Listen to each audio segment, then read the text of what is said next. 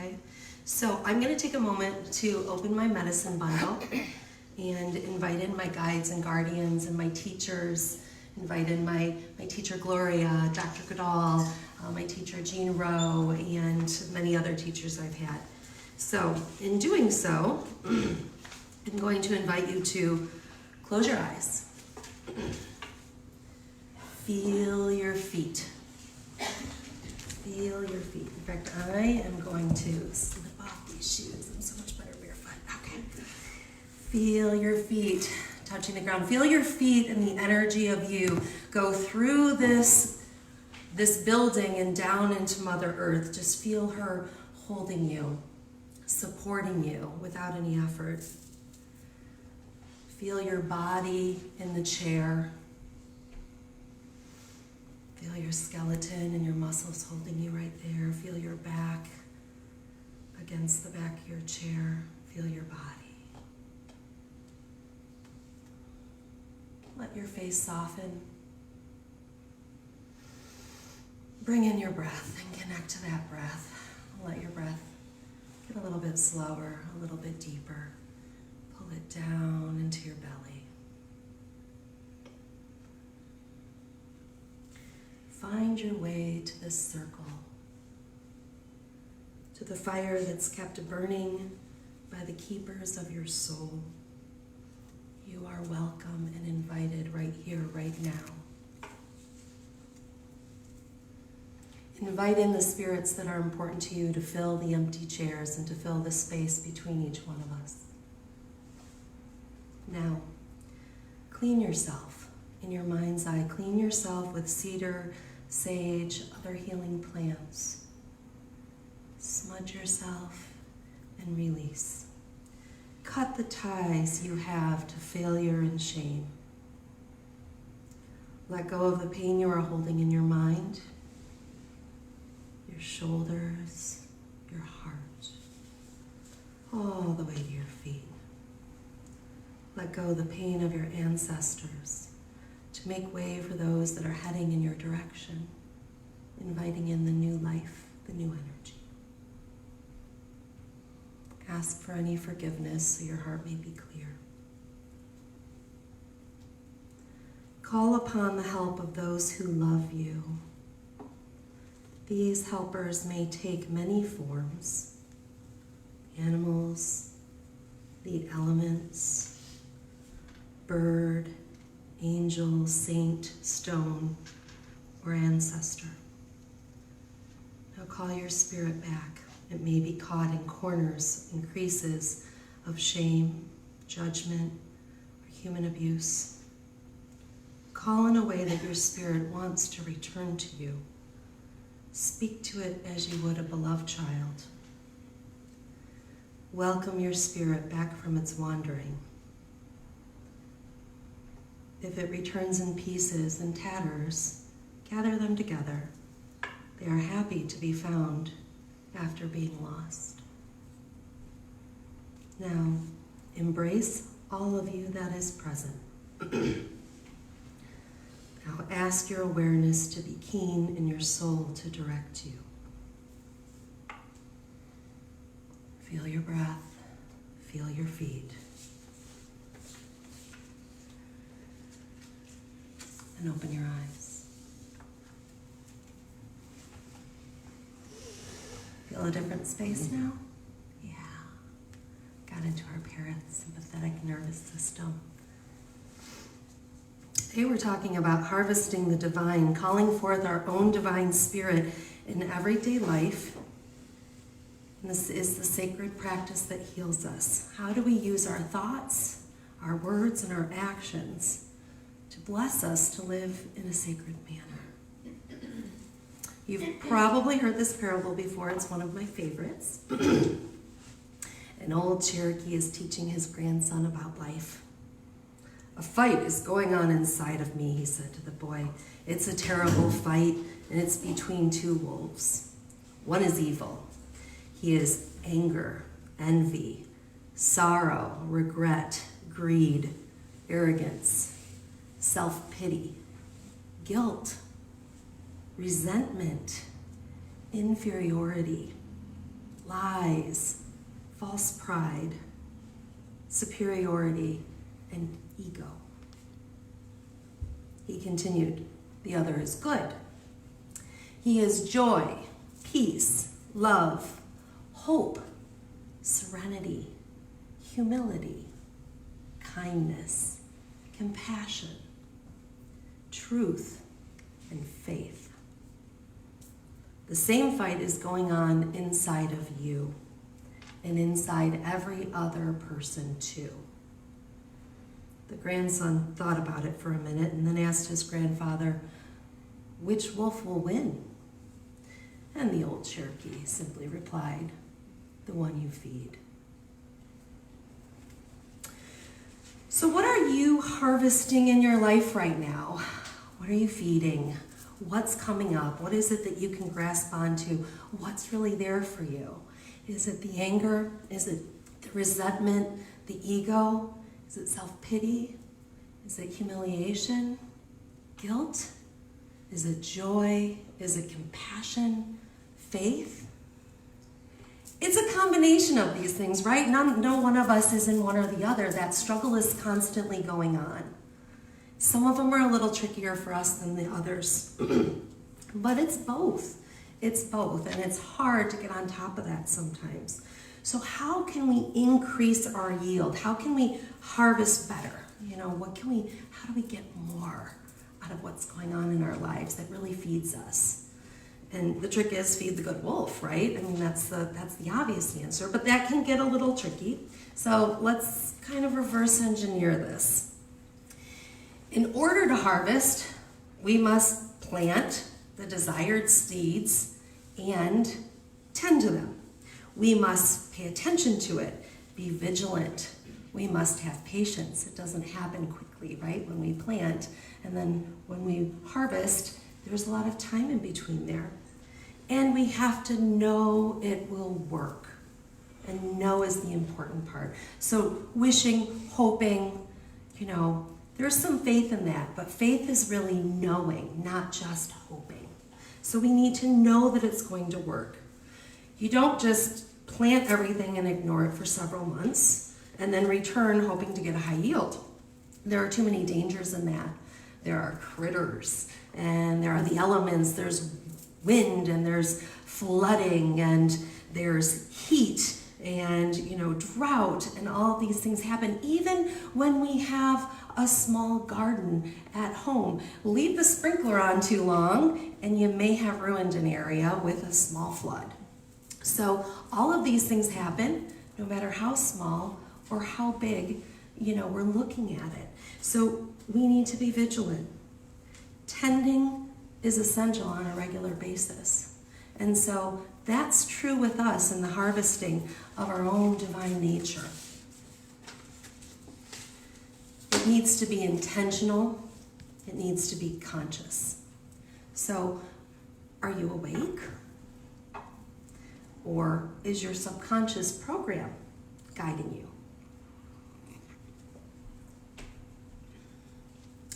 The mind is compared often to an iceberg. 20% of it over the water is your conscious self. And then the 80% below it is your subconscious and unconscious. And that's really where the bulk of things are happening. In fact, they even say now 5% of what's actually going on in your mind is chosen and the rest of it is programmed. The rest of it is programmed.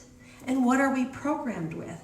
Typically, a lot of unhealthy beliefs, false belief systems, negative talk, or simply neutral talk that doesn't lift us. It's been programmed to us, and we've continued those programs. And even the new programs we write for ourselves can often be quite negative. I was listening to a program with Bruce Lipton, and he talked about some research that was done with two groups, and one group was going to the gym same time every day and doing the same exact workout. The other group was visualizing going to the gym and doing the exact same workout at the exact same time of day. Visual. I would expect that was much harder. If you're physically doing it, but boy, is it hard to stay with that visualization without other thoughts kind of clamoring in. But that's what they did. And in the end, over 70% of those that were visualizing it ended up with the same results as those who went to the gym. I'm like, woohoo, all I have to do is go to the gym in my head every morning, right? But that is the power of our mind, and we don't realize that. And what we do with it controls what happens next for us. There was another research, I believe, that was done with Tony Robbins' group. It was just another fascinating thing. 100 people ended up saying yes. There were 100 people in this group. So it was a pretty decent sized group. Somebody would come up to one of them, and for just a moment, an actor did it the same way to everybody. Could you hold my coffee for a moment while I can't remember if he was tying his shoe or doing something. Just a moment, just a moment. 50 of those people were handed hot coffee. The other 50 people were handed cold coffee. Holding it for a moment, they walk on down the street, and further down the street is another actor waiting for them and solicits them and says, would you mind listening to a short paragraph, a short story? Then I can ask you one question when we're done. I'll pay you $5. And I go, okay. Of the subjects that held the hot coffee, when asked to give words that describe the main character, 81% of them called that main character generous and warm. 80% of the 50 that were holding cold coffee said that the main character, same story, was cold and uncaring. Same story. But they were primed in a certain way before that happened, and that was all happening in their subconscious, unconscious space, and that 80% of the iceberg. So when our subconscious and unconscious program is in charge, we are typically feeding the evil wolf based on all the false beliefs that have been programmed inside of us. So how do we change that? Again, to come back to this idea of harvesting a greater yield. Priming our day. So that idea of getting the coffee before the next part happened was the priming. It was how the people were primed before the actual experiment took place. Were they primed with cold coffee or warm coffee? How do we prime ourselves in our everyday life? What happens when your eyes open? What happens when your feet hit the ground? What happens in the first hour of your day? How does that prime everything else that happens to you, for you, by you in that day? Deciding to become mindful, consciously planting the seeds and tending to them daily in that priming time of the day is how you feed the good wolf. So let's dive into that a little bit more, and we're going to look at the basic functions of your day. Thoughts, words, and actions. Observe the programming. Become the observer of your thoughts. Sometimes we're just on that automatic mode. So how do you pull out of that? Start looking at how you're thinking. Oh, notice your biases. That's going to look like sometimes you need to drop your story. You might need to notice and reverse a false belief. Maybe not taking anything personally is the way you stop that mind flow of going into why me, self-pity, resentment. Drop taking everything personally. It takes discipline. It's the mindfulness. Believing in the good first. Choosing the good first. That can happen all the time in our mind because we tend to, especially for ourselves, become critical very quickly. So how can you believe the good parts of yourself first? And how can you make any criticism of yourself turn into a good thought about yourself? Is that true? Who am I without that thought? Examine your biases that come up. Where did I learn that? Did I inherit that? Last week I know Dr. Goodall talked a little bit about the cellular karma we get from our ancestors. Did I inherit this idea that that particular ethnicity kind of makes me pull away a little bit? I don't understand it. I'm scared of it. Another religion, a different gender, somebody from a different political party. I don't understand it, so I'm going to go over here. As opposed to stepping into it and saying, I don't understand this. How can I understand it better? Can I come from that eagle's eye view of saying, I love you regardless. You are a reflection of me. What can I learn here? What can I open up? How can I meet this moment in love rather than in fear? And then we go into words like love and fear. And we go into how we're programmed in our head to use our words. So, how many people in the room use the word lucky? Anybody say, oh, I'm really lucky? Mm-hmm. Stop. It's the back door to low self-worth, okay? Because when you feel like you're lucky, you're thinking, I was never worthy of it. So how lucky am I that I got it? But you were worthy of it in the beginning. So I offer you the word blessed. I'm so blessed to have that. I'm worthy of it and it's showing up. Use blessed. Pay attention to your words like that. Another good one. I have to I get to. I have to go clean the litter box. Nobody in the household wants to do it. I have to go clean. I get to go clean the litter box. I have these wonderful companions and I am blessed to be their caretaker. I get to go do that. It's easy to get to the fun things. It's not so easy to get to the unfun things. But it's one little shift that really lifts the vibration, that really helps you step into that place of being in sacred moments every day. There's another one I thought about to share. Let's see. To me, for me. Oh, this is happening to me again.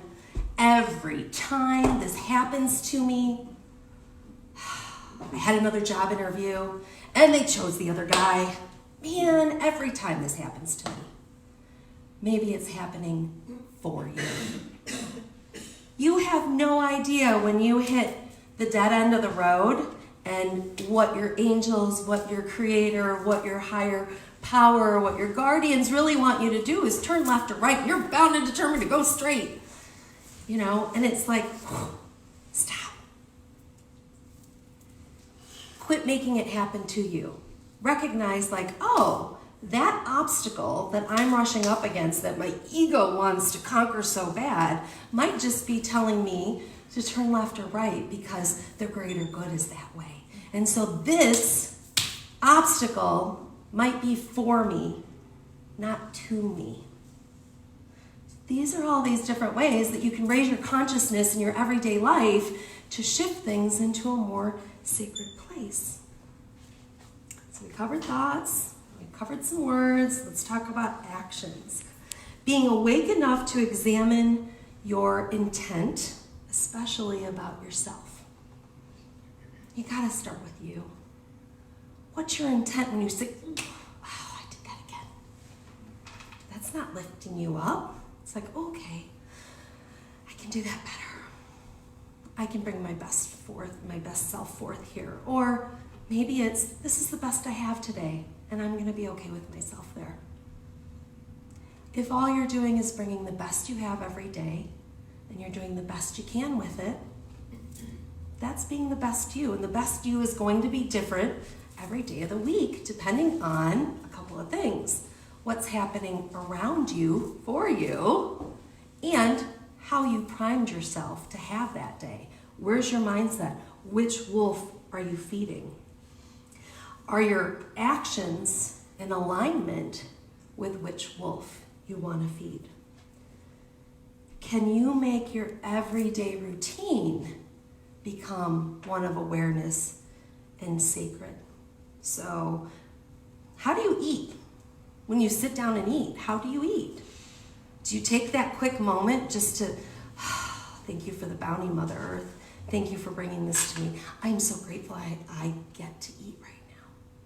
I'm going to invite this in to nourish my body, to feed me, to help heal me, to make me feel worthy, to feed me on all levels, spiritually, mentally, physically, emotionally. It only takes a moment, but bring that awareness right there. How do you make your coffee in the morning? If you're a coffee drinker, are you stumbling up to it like a zombie? Like, nobody talk to me until I hit this button,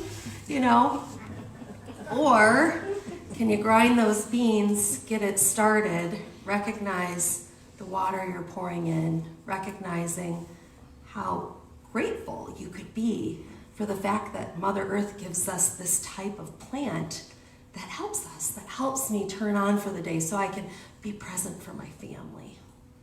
And it's just taking the time to do it in a mindful way. It doesn't have to be light the candle, burn the incense. It can be. But it doesn't have to be this, big sacred thing like you're doing in a church or a spiritual center. But it's just the mindfulness of it. How are you doing that? Here's a big one. How do you drive?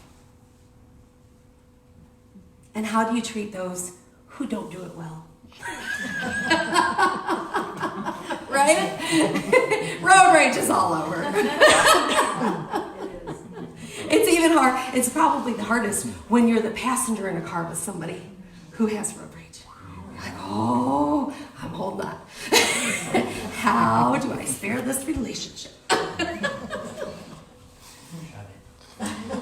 How do you deal with the person who cuts you off, gives you the finger out the window, blaring their music, and, or is riding right up on your bumper?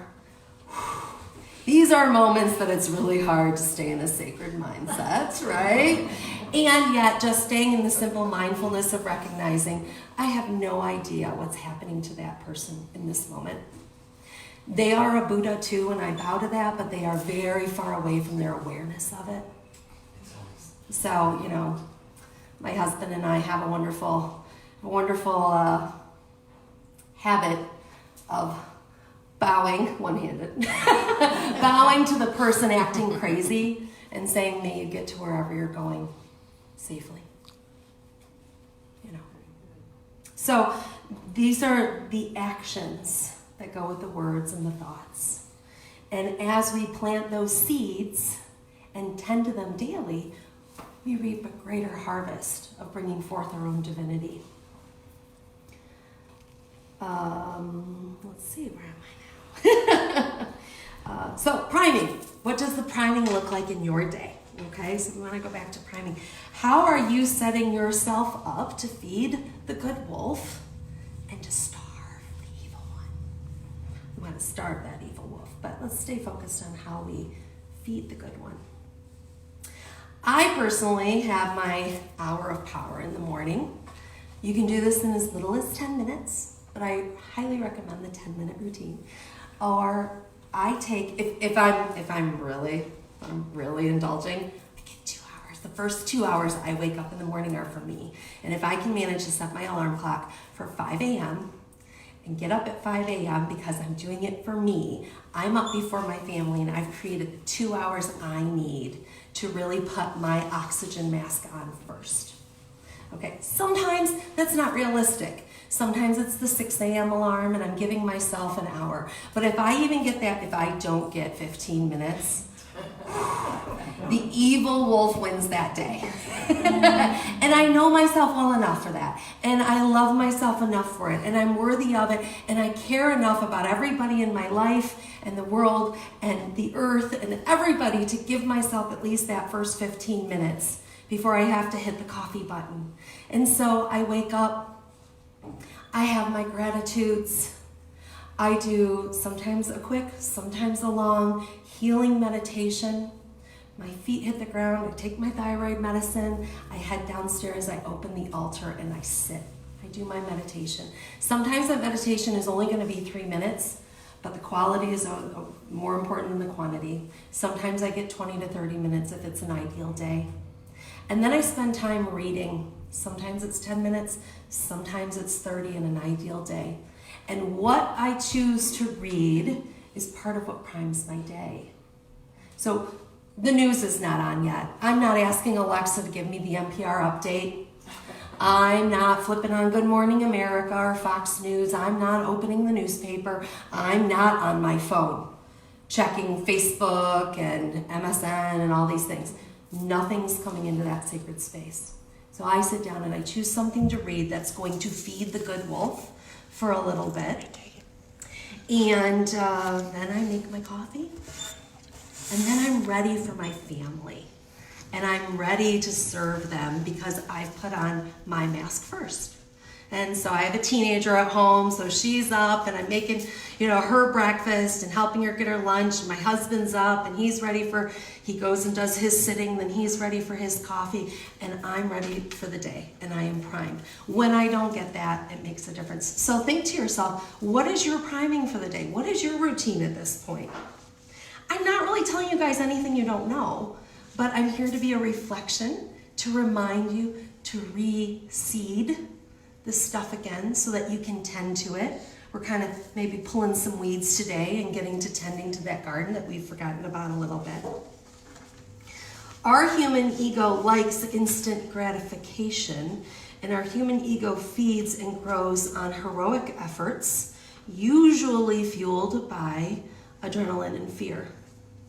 So this idea of priming these things that we're talking about, staying in the consciousness, staying mindful, being awake, is very hard because we have our ego, which we need to love and appreciate in ourselves, constantly kind of wanting to pull us away from that. So that consciousness is so important because you're working against something that's pretty strong.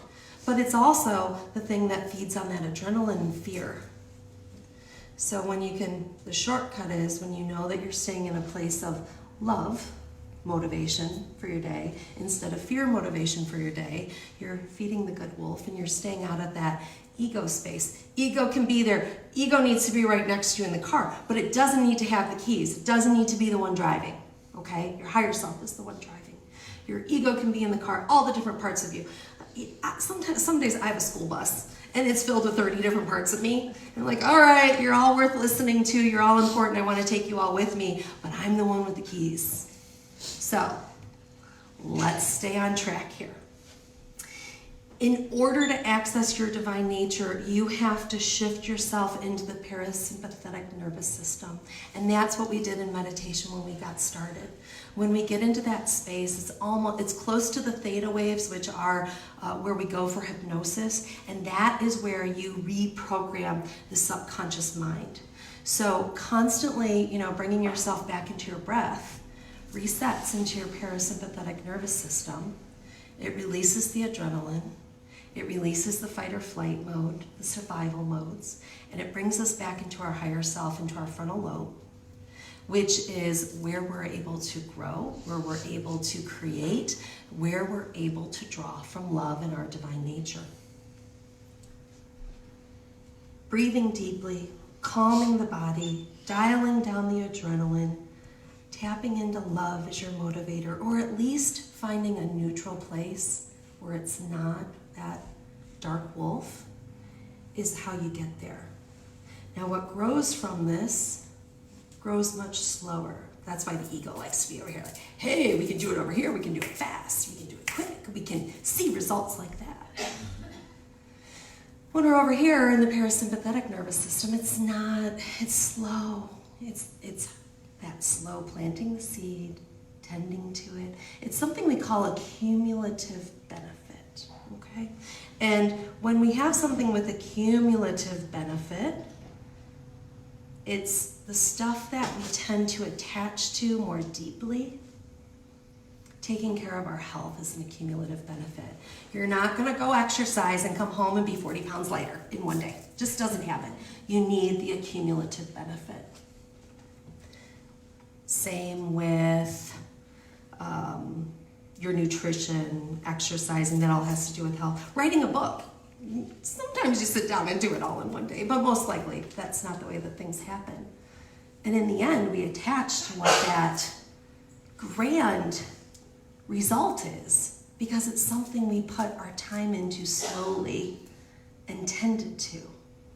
And that's worth it to us. Those are the things we attach to. Falling in love. You know, you might fall for somebody in a moment, but you know that that deep connection and intimate relationship you have happens over time. Again, a cumulative benefit.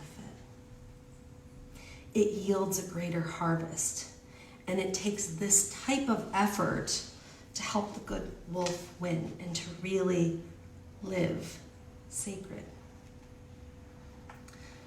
So, close your eyes. Deep breath. Feel your feet again. And I want you to put yourself on your pillow, in your bed, in the morning. And as you're beginning to awaken, visualize yourself directing your first thought to be, thank you for another day. Thank you for my breath.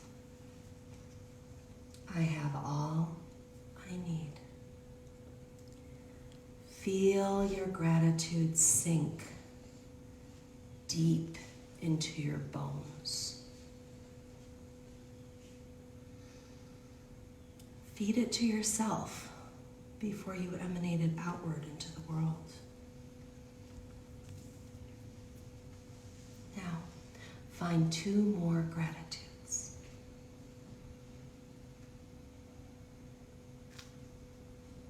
Every day they can be different, but you want to make sure you have at least 3 every morning.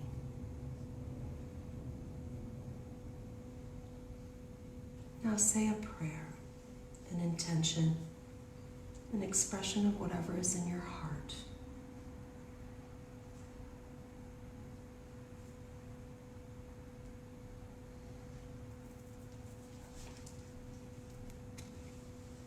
And lastly, set 3 goals for your day that will intentionally feed your good wolf and harvest your own divine nature in the world.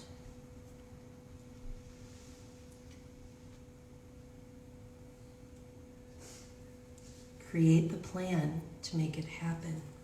Don't just hope for it. See it happening, knowing how you will do it.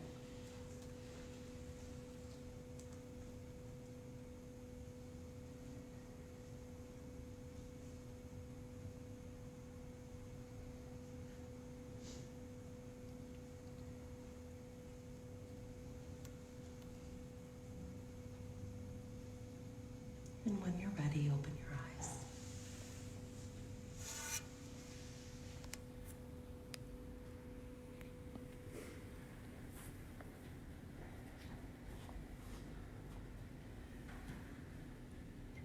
Prime your day to live sacred. Namaste. Blessings and vows to each of you.